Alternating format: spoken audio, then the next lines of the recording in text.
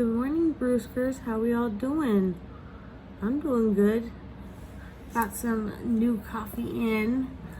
I was gonna review this from Dutch Brothers, but I drank it all, and that happened last night. So, oh well. But I did get a new flavor of coffee in, and it is called Black Tie, and it's basically just dark chocolate and white chocolate flavoring, and it's delicious.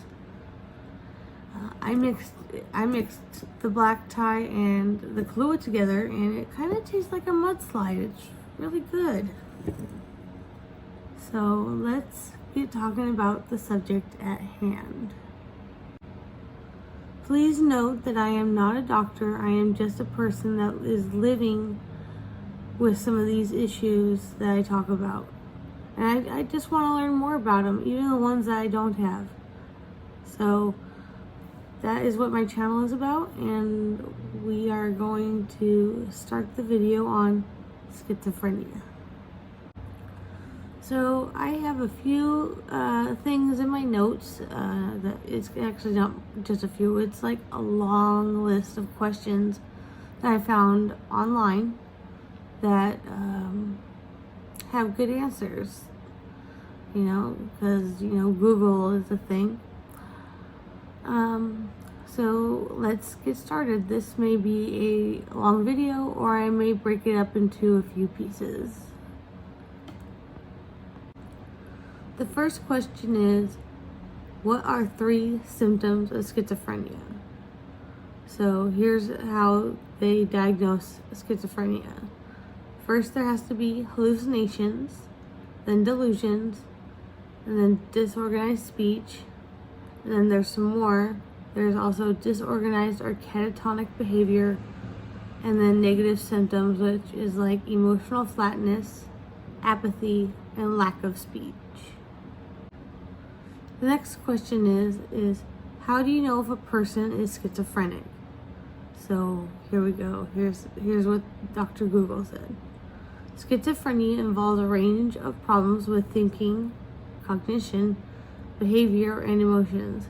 Signs and symptoms may vary, but usually involve delusions, hallucinations, or disorganized speech, and reflect an impaired ability to function. Here's a question. It says, what can trigger schizophrenia? Here is what people had to say on Google. The exact cause of schizophrenia are unknown. Research suggests that a combination of physical, genetic, psychological, and environmental factors can make a person more likely to develop the condition. Some people may be prone to schizophrenia, and a stressful or emotional life might even trigger a psychotic episode. So this next question I was very curious about when I found it in the suggestions of what to ask Google. It says, do schizophrenics feel love? I may not have schizophrenia per se, but I do have symptoms of schizophrenia because I'm diagnosed with schizoaffective disorder, which is bipolar and schizophrenia all at once and mashed together. So the question again is, do schizophrenics feel love? During episodes of psychosis, your loved one may experience frightening sensations that you can't understand. They may act in ways that you don't understand. Other symptoms of schizophrenia can make it hard for people to express emotions or feelings, or even communicate clearly or seem interested in others. That's kind of sad, isn't it? The next question is, what should schizophrenics avoid? So here is what they should avoid. Many people with schizophrenia have trouble with sleep, but getting regular exercise, reducing sugar in their diet, and avoiding caffeine can help. Well, I can't avoid caffeine. That's not going to happen.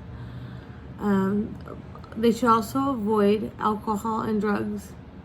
It can be tempting to try to self-medicate, the symptoms of schizophrenia with drugs and alcohol. That is exactly what I used to do about 2 years ago. I did not want to hear or see or care that I even saw. So I would get high out of my mind or drunk off my ass, drink a whole gallon of whatever I could afford. And yeah, it got pretty bad. And then I moved up here and I got help. And living in Washington has made my life better. And it's pretty cool. I'm off the drugs, I'm off alcohol, and I hope it stays that way. The next question is how to help someone who is paranoid or having a schizophrenic episode. The first thing is don't argue. The second thing is use simple directions if needed. Three is give the person enough personal space so that he or she does not feel trapped or surrounded. 4 is call for help if you think anyone is in danger. 5, move the person away from the cause of the fear or from noise and activity if possible. And the final thing is 6 is focus the person on what is real. That would be very helpful, but my family doesn't seem to give a shit, except for maybe my mom and maybe my one of my grandmas. They always ask how I'm doing, and they see if they could help me when I'm having a bad day, and that's always nice. The next question that I thought interesting on there was, would you date someone who is schizophrenic? I guess that's a personal choice, but here's what they had to say. In severe cases, dating is probably out of the question. Even if your condition is well treated, you may have trouble enjoying activities. It might be difficult for you or the person who has schizophrenia to show your emotions too. As a result, many people with schizophrenia find it hard to start relationships and keep them.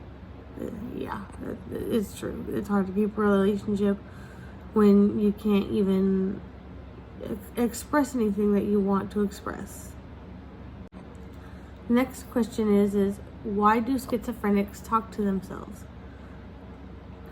I talk to myself quite often, and I find that it's easy to shut the voices up or whatever, to talk about what I'm doing or to just talk to somebody.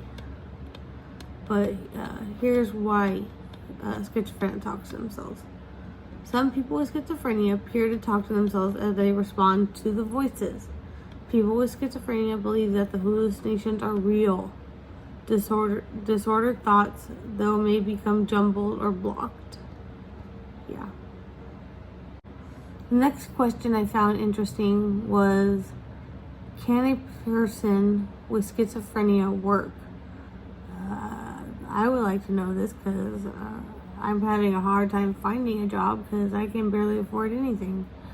So the answer is, the truth is that the majority of people with schizophrenia are willing and able to thrive in a workplace if they find a job that fits their interests, works with their strengths and talents, and offers them some accommodations. And this was said by the director of State Policy and Advocacy, and it goes on. That is a title. It's a National Alliance on Mental Health, I believe. I don't have I don't know why it didn't, whatever. Next question. The next question is, what's the best treatment for schizophrenia? Okay, and here it is. Medications are the cornerstone of schizophrenia treatment, and antipsychotic medications are most commonly prescribed drugs. They're thought to control symptoms by affecting the brain's neurotransmitter dopamine. Okay. Here's the next question. It says, why do schizophrenics isolate themselves? And it's true. I isolate myself, and try not to get around people because I'm afraid I'm gonna say something or hurt them in some way, or I'll say something and they'll freak out, like the last time I talked to my voices out loud when I was living in Oxford House, which I do not recommend. I don't care if it's a place that you can live while you're getting clean. It's not a good environment. It's not. It's just not. You're living with 8 to 10 women. There's some children sometimes involved. It's just a bad situation. So I don't recommend it. So people suffering from schizophrenia may isolate themselves from others and confine themselves to their homes. The withdrawal may be caused by delusions, thought disorders, or deterioration of social skills, as well as by the fear of interacting with people. That is all true. I am always afraid of interacting with people, unless they understand that, what I'm going through. So, yeah. One of the questions I found while doing some research that I found interesting was, what visual hallucinations does schizophrenics see? So here's what the people who answered these questions, it said visual hallucinations in those with schizophrenia tend to involve vivid scenes with family members, religious figures, and animals. I see animals and I see shadows, but I won't tell you what they look like exactly, because I'm afraid that one of you people are gonna be like, oh, I saw it too, and I know you're just doing that to be a jackass. So yeah, I'm not telling you exactly what I see. Here's another question. It says, what can be mistaken for schizophrenia? The answer to this was, a few disorders have some of the same symptoms as schizophrenia.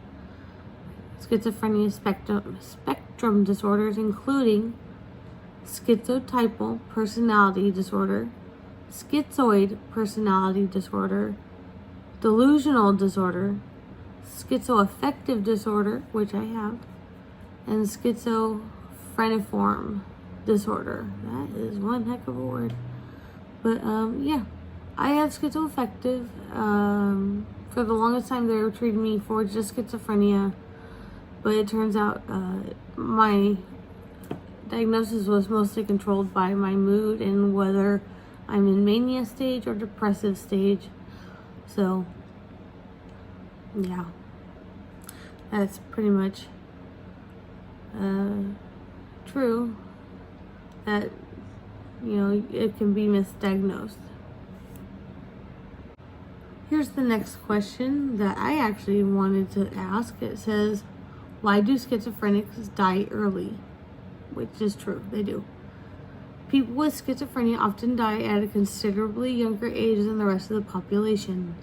Reasons for this include late diagnosis, poor treatment of physical illness, metabolic side effects of antipsychotic medication, unhealthy lifestyle, and the risk of suicide. Yeah, that makes sense, actually. I'm hoping I don't die early, because that would suck. I have so much that I need to live for. The next question is, how do you talk to somebody with schizophrenia? Number 1 is maintain a low stress environment. Number 2, have one person speak at a time and keep voices down. 3 is use language that is positive and supportive instead of critical. Number 4 is being encouraging and understanding. Keep conversations short and simple. 6, do not argue even if your loved one argues. Don't argue. That is probably one of the reasons why my marriage failed, because my ex would always argue back, and he just didn't do research on my issues. And that was frustrating within itself. The next question that came up while doing some research was, why do schizophrenics talk to themselves? I don't know if I said this already, but we'll just repeat it.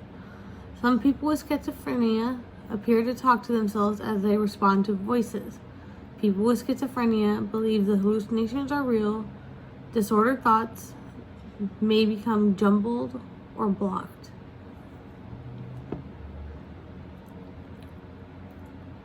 I did read that one already.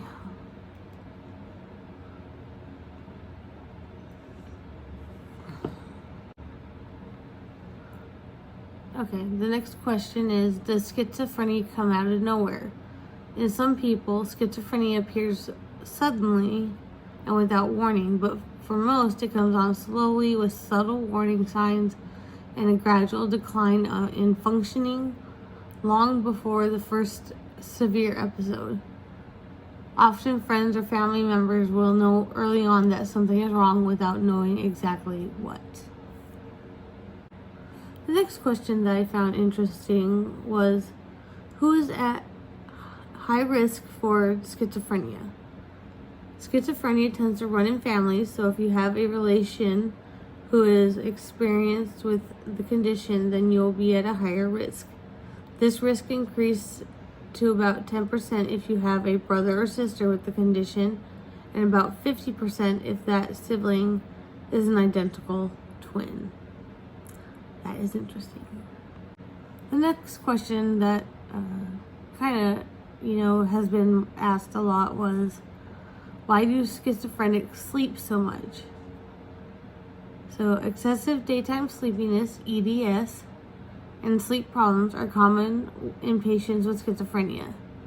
The symptom of EDS and schizophrenia can be attributed to various causes, including neurobiological changes, sleep disorders, medication, or as a symptom of schizophrenia itself. Oh boy, fire. Oh well. The next question that I found to be interesting was, how does schizophrenia start out? Because mine came out of the blue. So I would like to know how exactly some of the other ways it comes out. So again, the question is, how does schizophrenia start out? And the answer was, currently, schizophrenia is diagnosed by the presence of symptoms or their precursors for a period of 6 months. 2 or more symptoms such as hallucinations, delusions, disorganized speech, and grossly disorganized catatonic behavior must be significant and last for at least a month. God, I can't read today. I should probably put on my glasses. Okay, let's shed some light on myself, because apparently I was pale as shit. Now I'm even more pale. But the next question that I think everyone probably asks is this one. What percent of schizophrenics are violent? And this is what they have to say. The prevalence of convictions for violent crime in individuals with schizophrenia is approximately 12 to 13%, with median times for discharge of the offense of 1,132 days for patients in general population study and 1,214 days for patients in the sibling comparison sample. And I have what that means. I will find the link for this and put it in the description if you want to read more on that. Okay, the next question is how schizophrenia affects daily life. Negative symptoms. Because of these symptoms, people with schizophrenia are often unable to cope with everyday tasks, such as work and household chores. Suicide and self-harm are common in people with the diagnosis of schizophrenia. Around 1 in 10 take their own life. Again, like I always say in almost every video, if you feel suicidal, call help. Call the suicide prevention hotline. Call your crisis line. Go to the hospital. Talk to your doctor. Find a way to combat the negative thoughts, because you are worth it. Everyone has someone that loves them. It may not seem like it though, but just find help. Talk to a friend. Talk to someone on the suicide prevention line. Talk to someone at your local crisis line. They will help. They'll make sure that you can live for another day. The next question that I found online was, do schizophrenics have friends? My question is yes, but here's what they have to say about friends. It may be difficult to maintain a friendship with a schizophrenic person as well, due to friends feeling helpless and unable to understand the situation. The friendship may drift apart when the schizophrenic person experiences delusions or hallucinations. The friend may feel ill-equipped to handle it. I have had friends drift away from me because of my schizophrenia, or my schizoaffective disorder, because they just don't know what to do. They don't want to be part of it. And that's exactly what happened when I made friends in the Oxford house. And I had an episode, and they told me to basically get out and never come back. So yeah, it sucks. The next question asked was, how long do schizophrenic hallucinations last? They could last quite a while, trust me. It says, currently, schizophrenia is diagnosed by the presence of symptoms of their their precursors for a period of 6 months, 2 or more symptoms, such as hallucinations, delusions, disorganized speech, and grossly disorganized or catatonic behavior. Must all be significant and last for at least 1 month. They can last way longer than a month, but yes, that is all true. Here's a question that I believe is asked a lot for people trying to understand schizophrenia. And the question is, what happens during a schizophrenic episode? During a schizophrenic episode, your loved one with schizophrenia may not know what's real and what isn't. They could see or hear things that aren't there, hallucinations, or believe something is controlling their thoughts, delusions. They might think that you're plotting against them, which, yeah, I have had that happen multiple times, especially since I moved into this apartment. The next question is at what age is schizophrenia diagnosed? Schizophrenia symptoms generally start in the mid to late 20s. It's uncommon for children to be diagnosed with schizophrenia. Early onset schizophrenia occurs before age 18. Very early onset schizophrenia in children younger than 13 is extremely rare. And the last question that I found while doing some research was, why do schizophrenics smoke so much? This is a good question because I would like to stop. I am having a hard time stopping, and I don't know what to do because it's the only thing that keeps me calm. But here's what they have to say. Many people with schizophrenia smoke, and their unique smoking behaviors have led scientists to believe that nicotine, the addicting substance in tobacco, may represent a form of self-medication, normalizing some central nervous system deficits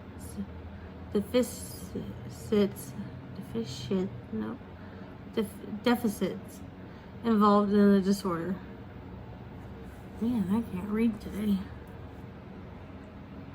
So here's an overview on exactly what schizophrenia is. Schizophrenia is a serious mental illness that affects how a person thinks, feels, and behaves. People with schizophrenia may seem like they have lost touch with reality, which causes significant distress for the individual, their family members, and friends. If left untreated, the symptoms of schizophrenia can be persistent and disabling. However, effective treatments are available. When delivered in a timely manner, in a timely, coordinated, and sustained manner, treatment can help affect individuals to engage in school or work, achieve independence, and enjoy personal relationships.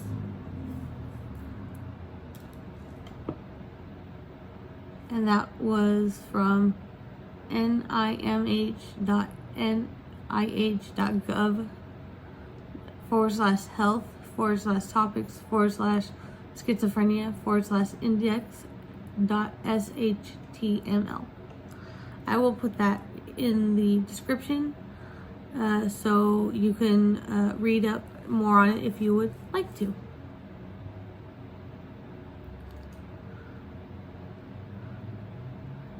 So here are some 5 types of schizophrenia.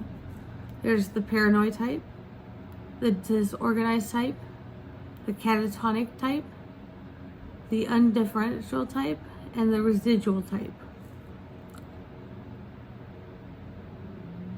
But that was from DSM-4. Here's the DSM-5 one. There's delusions, hallucinations, disorganized speech, very disorganized or catatonic behavior, and negative symptoms such as reduced emotional expression, which I tend to have, is a reduced emotional expression, especially around people that I care about. I just can't seem to,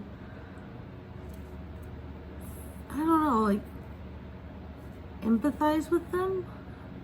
I want to empathize, but I have no idea how to do it, and it sucks.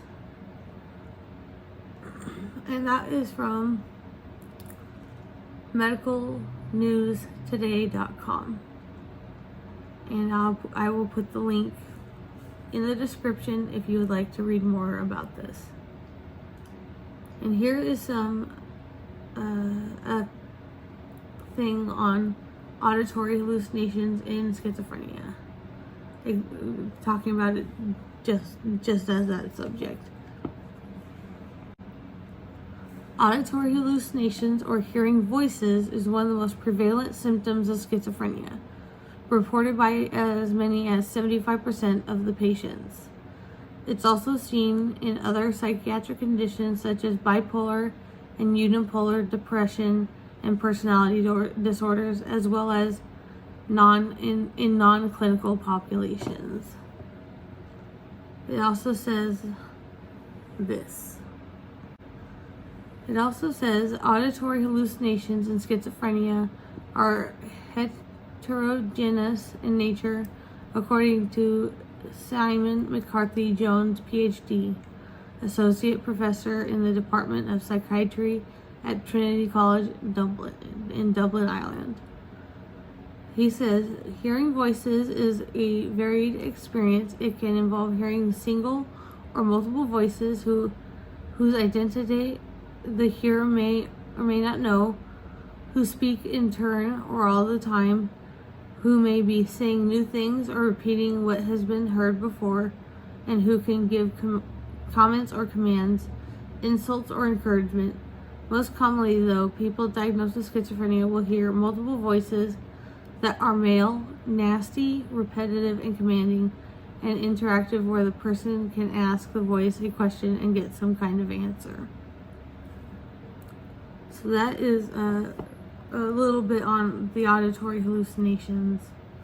There is more to say in this article, but I am not going to read a whole article. So I will again put this link in the description So if you want to read up more, like more auditory hallucinations, you can.